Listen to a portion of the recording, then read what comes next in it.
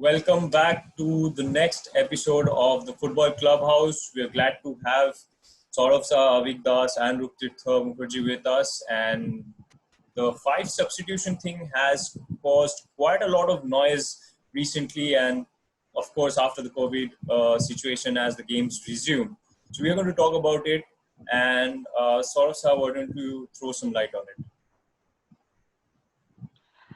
Yes, thank you, Avishek. Hi, everyone. It's another week, another issues, and football generally doesn't run out of any issues. So for today, we are looking at the five substitution rule. Now there has been a lot of complaints and a lot of support for this five substitution rule, and there has been a general recognition that clubs with bigger budgets are the ones who stand to benefit from this rule. Now, while that might sound very easy, because given the fact that the bigger clubs have much more larger resources than a smaller club, it's not always that simple. For example, we have to take into account the fact how the team plays and whether there is a like-for-like replacement. One of the arguments that has been, if you look at some of the rulings with respect to the English Premier League, there are 3 clubs who have voted against this five substituted rule, and that is that is the clubs who finished in the bottom half of the table. That is West Ham, Bournemouth, and Aston Villa. These were the clubs that who have voted against the rule change. Now, as we know from this weekend's fixtures, Bournemouth got relegated, whereas Villa and West Ham have survived. Now, one of the reasons that I personally feel that the 5 substitutes rule and the 7 substitute rule will still take a little bit of time for other all the clubs to sort it out, because while big clubs might have the resources, there is always this requirement that that clubs the clubs have to have a system which a player has to fit into. For example, if I take for Liverpool, our first 11 consists of Alisson, our 4 defenders in the form of 2 wing backs in the form of Robertson and Alexander-Arnold, as well as our 2 central backs, Gomez as well as Van Dijk, and with Matip in the wings. Matip as a backup central defender. Similarly, our midfield consists of Fabinho, Keita, Henderson, Wijnaldum. Now, if you note, and the front 3 is obviously the front 3 well-renowned Salah, Mane, and Firmino. Now, for all these first 7, for all these 10 players or 10 outfield players, we do not have a like-for-like replacement. It is generally the system that gets adjusted. For example, Wijnaldum is more of a ball holder, and he has the ability to be a box-to-box midfielder as well as retain control in the midfield. Whereas Henderson, other than being a box-to-box midfielder, he also takes up positions on the flank to make up for the absence of Trent Alexander-Arnold when he moves up the flank. Similarly, if you look at the central defense, Gomez and Van Dijk. Now, Van Dijk is someone who was touted as the world's best defender. So, who is going to be filling in his shoes? Right, that is a question we should ask ourselves. So, whether this like-for-like replacement, whether this 5 substitute rule is actually beneficial for all the clubs, it is not exactly, the jury is still out there. Clubs will still have to acclimatize and get players trained according to the systems. And also there is another question of, the drinks break, which has, that has been a part of the restart of, the Premier League and, and the other leagues across Europe. This was probably due to the fact that, the football was being played in the late summer and, the temperatures are not conducive. This is also something I believe our ISL league, the Indian Super League, can also adopt from the European leagues, given the fact that we are faced with so much humidity in this country, humidity and the variance of variety of temperatures over here. So yeah. So before we started off with this session, Ruptirtha said that he has some points against this thing. So if you might want to point it out, and let's have a debate. I'm not actually against the whole thing that's going on, but first of all, Saurav pointed out about the thing that big clubs also doesn't have a like-for-like change. First of all, no two players in this whole football fraternity can be an exact replacement of what a particular player brings in for the team. So every player has in him some qualities which the other player doesn't have. That's why he's in the squad. First of all, and secondly, talking about the thing that it favors big clubs.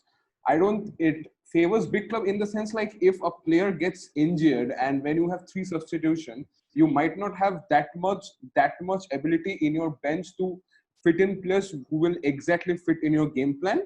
But having five substitutes might help you to do that. That's the only benefit that big clubs might have. And talking about the thing that the teams who were against those things are now in the bottom half, because I don't see any change in their game or any game plan that is. Okay, so we have a new guest in here. I can see nice, looking like Osama bin Laden light. Never mind. Continuing on what I was saying. So Jijo, we are right now speaking about the five substitution rule that has been introduced lately after the lockdown period in football.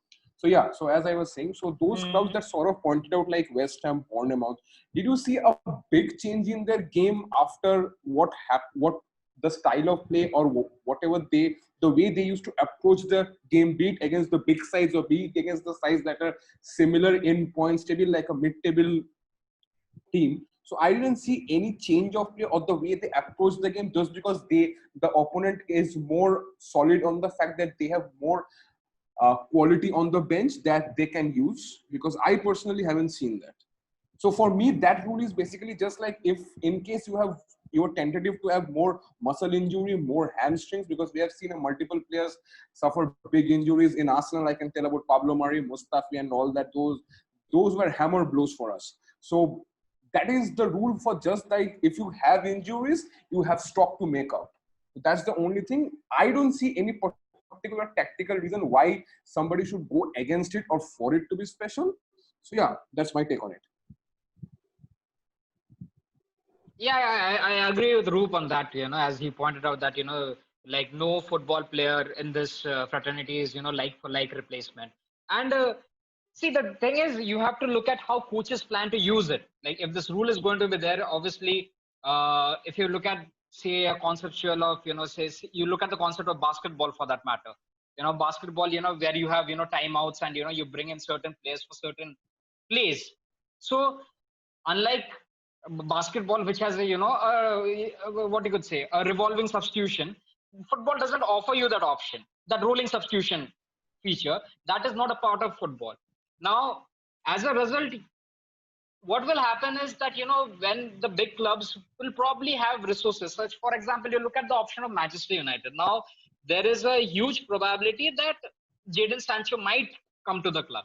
Now if I have Jadon Sancho on the bench, or even if he has started, I still have Daniel James to bring on to maintain that same level of pace. Now if the opposing a smaller club doesn't have the resources to battle the pace of say a Daniel James or at least Daniel James or say Jadon Sancho, whoever is coming on at that point of time to replace the other person, if the opposing team doesn't have the resources to defend them, then what will happen is that the bigger clubs are at a slighter advantage with respect to this. Obviously, there is a chance that Daniel James might not put in a cross of the quality of Jadon Sancho, but then he's still liable. He can still create more chances than what Jadon Sancho is creating, because Jadon Sancho is probably played against a fresher defender compared to him, who will be playing against a tiring defender.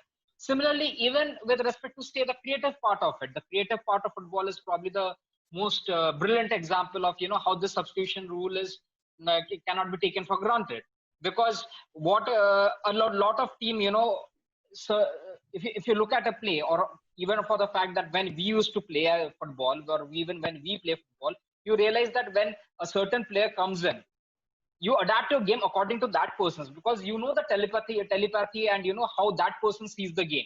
So to able to adjust is something which most players are already taught, but then it might not be feasible given the situation of the game. Say it's a crunch situation, you might bring in a player, you might bring in a creative player who's kind of going to slow down the game or make a pass from behind. But whereas this current team has constantly kept on running behind the defense,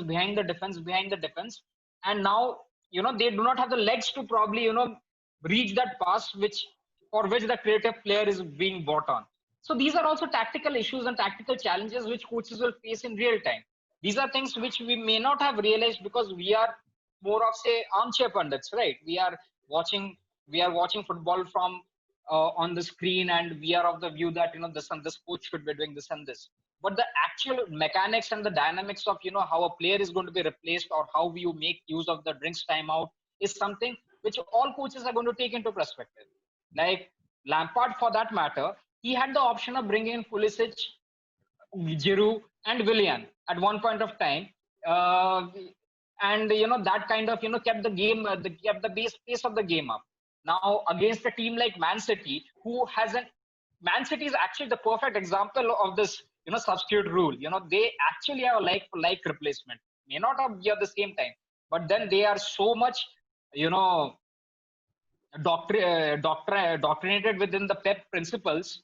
Whatever the style of play, the way football is supposed to be played in City, that kind of helps Pep Guardiola. And I, for that matter, believe that Klopp will also stand to benefit.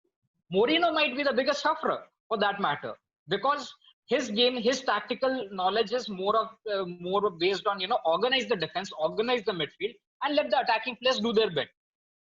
Now, when you leave the attacking players to do their bit, you are relying heavily on the combination between the front three or the front two or the front four, who have to take it upon themselves to collate among themselves how to go about the play.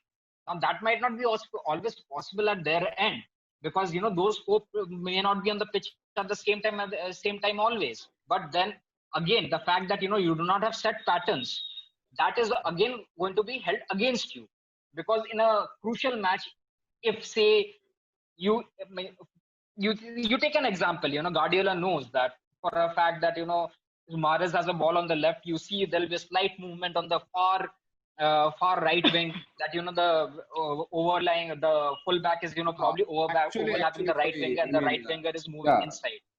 Sorry for the interruption, but I don't think Pep's team would have been the right example, because regarding substitution and advantage of tactics, I don't think we should take an team in example for which a talented player like Phil Foden even sits in the bench.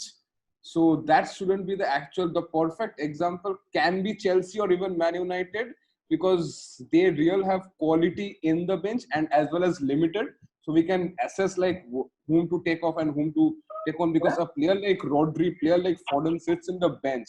So what quality there is in that 11 that is playing on the field. So even they have 3, even they have 5. So it is what it is. And City can actually play two teams in the Premier League. Actually, there is no so just my little bit. There is no rational to this rule, whether being being challenged or being for or against it, because at the end of it, sports is something which is totally unpredictable, and that is the reason we love it. And football for that matter, or any sport for that matter, there is a lot of unpredictability related to it. We might try and set patterns, we might try to recognize patterns, but there is actually no pattern.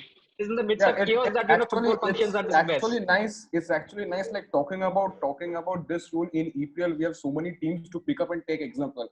Let's ask our new guest right now, who follows La Liga vehemently, literally a 2-horse race league. So what do you think about that new 5 substitution in La Liga? How does it affect or benefits extra Real and Barca? Though still they got defeated by... No, it's not a 2-horse league now.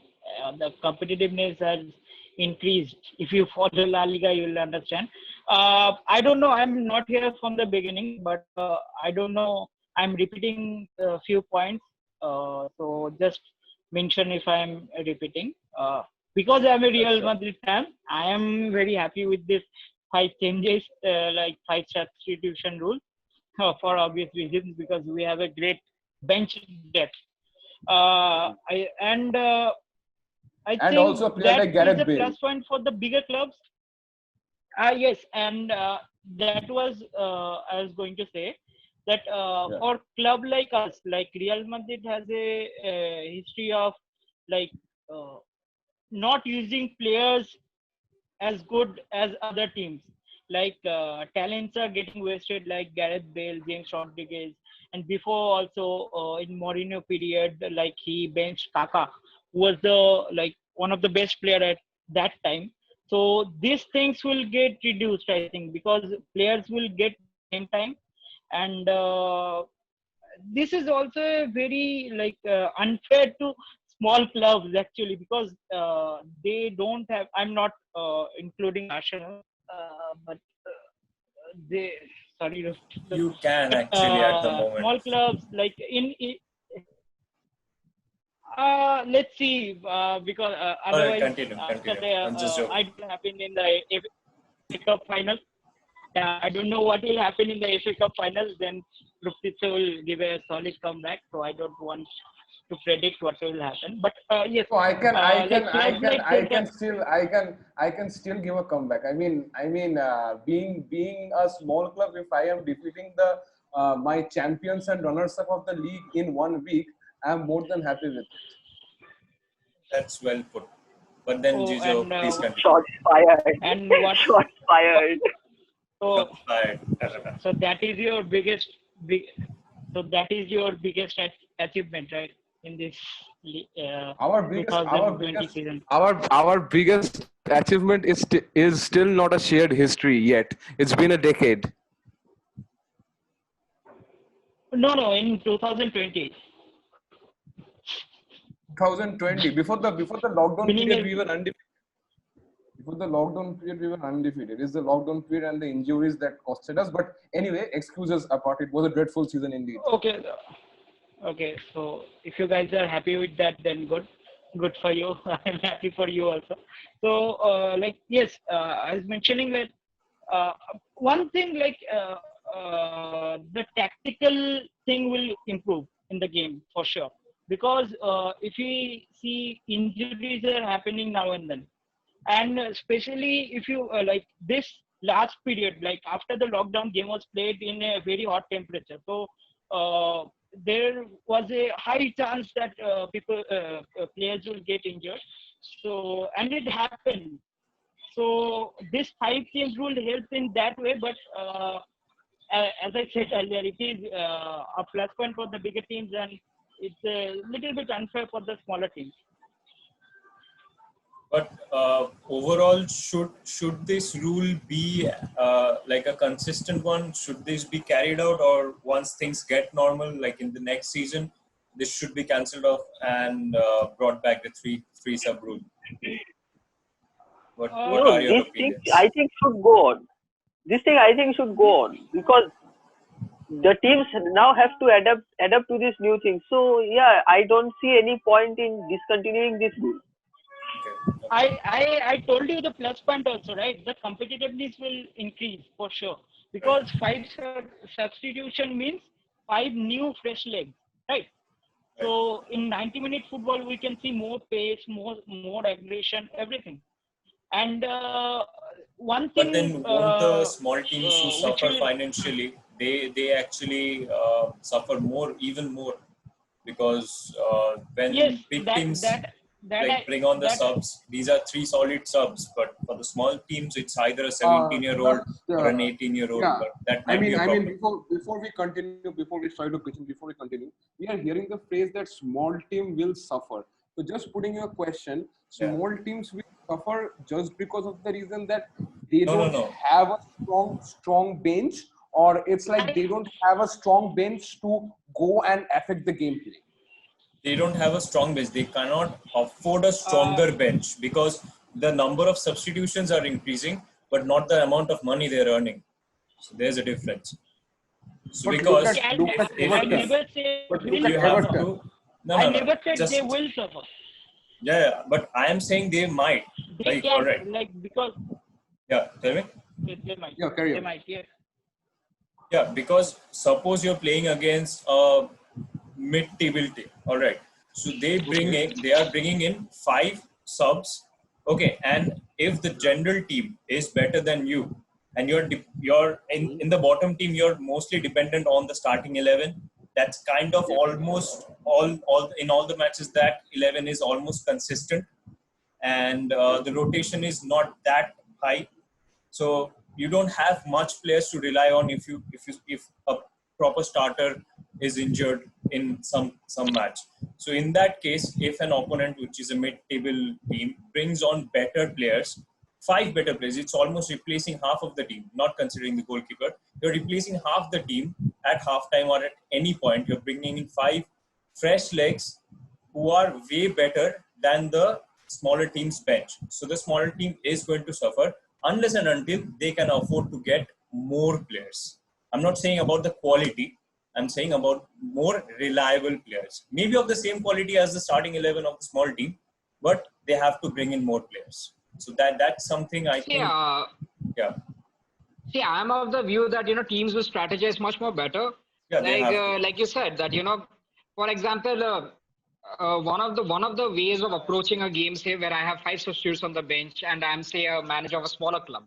What I will do is, since I'm going to park the bus against a bigger club, I will take my 11 players who are proper defensive players, and I'll put them on the pitch, and I'll ask them to carry out my instructions of 2 solid backs of 2 solid back fours, and 2 lines of back four, and then the front three as well, defending from the top. And the moment I see my players getting tired and I see the opponents getting tired, that is when I throw on my creative players. Like, this is from a very defensive mindset, because I know for a fact I as a manager of a smaller club, I'm going to see a United or a Chelsea or a Man City or a Liverpool. I have a very less chance of picking up point. So it doesn't make sense for me to tire out my creative players in a game where I know that for a fact that I may not gain any points. So what I can do is I'll set up a defensive block, tire the other team out, force them into passing and moving, and we'll just keep on chasing the ball. And then when the other players, when those players are tiring, that's when I bring on my 5 substitutes who are of creative content, and also ensure that my defenders or those players are protected, are not tired enough that they can add to the creative bit of the game. Like, I would approach it that way. All right, but just a question. But are you sure that particular small team is going to have so many defensive players and so many creative players at the same time? Like, at least give it a few years, they might. What is the scene is that I'm just giving you a scenario. Suppose the small team or a medium team started 4-3-3. Okay, so after 2 changes or 3 changes, the manager made 3 changes, and they are still playing 4-3-3 till 70th minute, and after the 70th minute, they scored a goal. Then after the 70th minute, they can bring on 2 defensive midfielders and they can go for 4-5-1, right? So they also have the option. And we can see, like, football is not a predictive game at all. So they can score goals and they can go defensive after making 3 substitutes, right? So it will be a problem for bigger teams also to score, because they are also bringing fresh legs. And we have seen that small teams are giving upsets to bigger teams a lot of times. Yeah, in I agree. La Liga, in EPL. I agree to the fact that this type of scenarios may. Yeah, I agree to the fact that even the small teams and the big teams both may suffer, and like both will face problems. And yes, the small teams will bring in more players, but the squad depth of the small team might not be as consistent as a mid-tier team or a big team. So that's what I'm worried about. Because maybe if they have like 13 players, because 13 or 14 players who are at the quality of the starting 11, and the rest you might have 16-year-olds, 17-year-olds from the youth academy. So you can't depend on them. You put on a 17-year-old and the other teams put on a 24, 25-year-old who is experienced. So that makes a difference. Yes. Whereas if it is 3 players, then you could have placed only your 3 subs, and then they would have been done the same. And then it's sorted. So that's a it's a topic I just wanted to share. Like, there is no hard and fast rule that it's bad or it's good. So I think it's a mixed thing that's going to happen, and slowly the teams might adapt to it. Yeah, I Yeah, yeah. understand your point. I understand your point, but just to make sure on the point, like if you are the same reason why Norwich got down, if you hear to all the previews, I mean, we have soft feelings for Bournemouth and Watford, but nobody said that Norwich deserved to be in the Premier League. The reason being, when they came from the Championship to the Premier League, they first of all didn't buy any players. They thought that that team will be good enough to make them stay in the Premier League, which is not, first of all. And secondly, a Premier League team generally starts with a 24-man squad. Like they have 24 men in their squad and they choose the best 18. So among the best 18, if you don't have 16 players who are at the Premier League quality, that's a bad squad management from the board, from the coach, or whoever you want to mention. Because if you want to Yes, say but that they don't have how many lower four tier teams players, actually have those 16 players? So, most of Ruptirtha, don't you think after this change, like this 5-man substitution, teams will work on that, like for They have making to. more bench depth? They have to. That's where the financial constraints will come in. To Yes, yes. compete, So, the small teams won't earn more, of course, just all of a sudden. But I think it's a good opportunity for the young players as well. They will be yes, able to showcase Yeah, their yeah. yes, game time. exactly, absolutely. When it comes to exactly. youth, definitely it's the youth players are going to get that time because they are fresh legs, and the manager will have to combat the situation. They will have to put on more players. So in Not that only, way, not only youth. Good players also like Gareth Bale, James, and also Griezmann was sub for Barcelona for few games. Like players like this also get more yeah, time absolutely, on the pitch. absolutely. yeah, but we have Yeah, been talking about we have been talking. Sorry, just I'll take a minute. Like we have been talking about how small teams will not be beneficial because of this rule. I don't know whether you guys believe in the fact that if I have 3 cards to play on, and I might be in a difficult situation if I have more cards to play on in a situation. Like choosing the right players in the right situation is also a big difficult thing for the big clubs as well. Because if you have 3 players, you know what situation, what segments of the game you need to throw them in. But when you have 5 players, you need to analyze more situation. Like most of the coaches said in their press conference during the lockdown that this is something that coaches need to adapt. So Yeah. we'll see in the way. So right now, if you ask me, we should be sticking with that 5 sub rule in the game. Yeah. And Sorry for it. slowly the teams will adapt. Yeah, Saurabh, please go ahead. No. I agree with all your assessments actually, saying that how small it is more or less depends upon the approach. I agree with that completely, and I am also of the belief that it will lead to lots of first team managers investing into the youth system a bit more. Like you can see the rewards of it in the say like I'm not bragging about Liverpool over here, but if you could see the performance of Neco Williams as well as Curtis Jones in the central midfield, they adapted and acclimatized to how the game was playing. They played at the same pace at which Liverpool's first 11 plays. So it will be very important what the first manager thinks of it. Now, one of the reasons, like at the starting of the pod, I had said Mourinho might suffer because Mourinho concentrates very much on the first 11, and that has always been the case wherever he has gone, be it Porto, be it United, be it Chelsea, be it Madrid. He has always concentrated on the first squad. So, because of the current COVID situation, because of the financial issues which the lower and the lower league clubs and the smaller clubs are facing, it would make sense for a lot of clubs to now invest into the youth systems if they have the financial backing.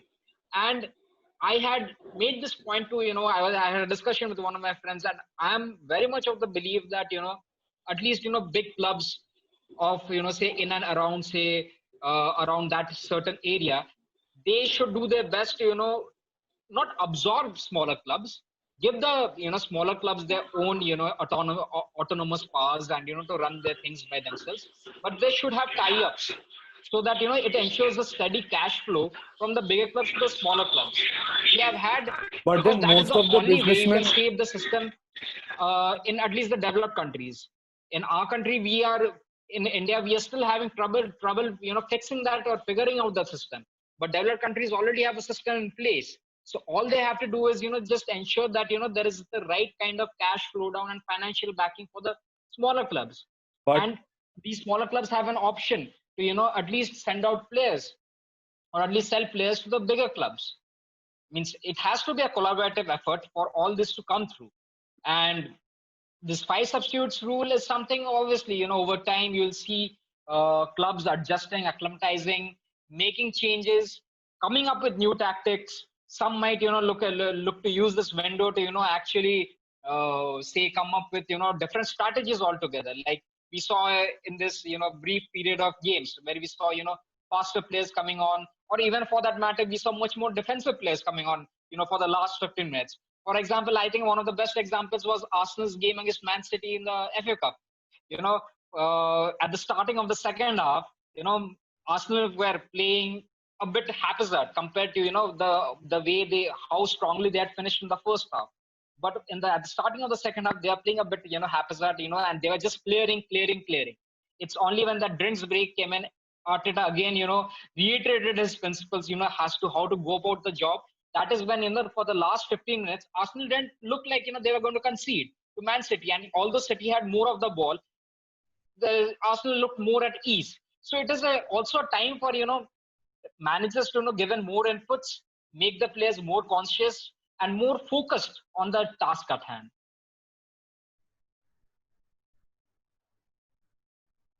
That's well put. I think we can summarize the fact that till now this five-man substitution thing is going to have its advantages and disadvantages, just like anything new in football, just like war.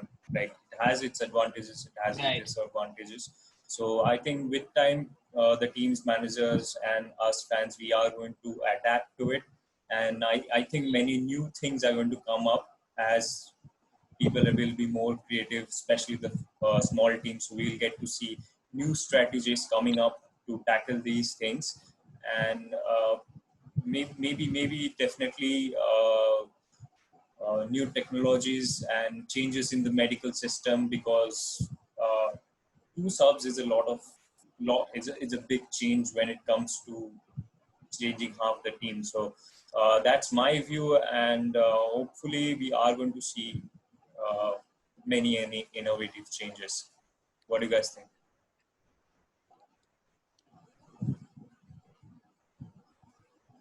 Yeah, we have put forward our views. We are completely aligned with the fact that this rule should be going on, because it gives us as fans to watch a more entertaining football, a football with more intensity, which kind of lagged in the last 15 or 20 minutes in most of the games in most of the leagues. So yeah, so we have our thumbs up for that. Right. So finishing our session here. So if you guys like this, do subscribe and share this with your friends, and also let us know your comments and your thoughts on this new rule. Just before finishing up, we still have 3 minutes. We can have a shout out to David Silva for his 10 years of tenure in Premier League. Yes, absolutely. What a legend. Avik Das, please take it on. Yeah, David Silva. When it comes to David Silva, we call him El Mago, which means magician. He's been serving for Man City approximately 10 years, and in these 10 years, which is little passes, which is short space, he does magic on the field. Under the coach of Robert Mancini, he signed from Valencia. He made 309 Premier League appearances with 61 goals and 96 assists. Means that is something what a Premier League legend we should call. Absolutely. In total, he made 433 appearances for Man City with 4 Premier League titles, countless Carabao Cups and FA Cups. And one thing that we owe him is an UCL title. FA Cups are not countless for sure.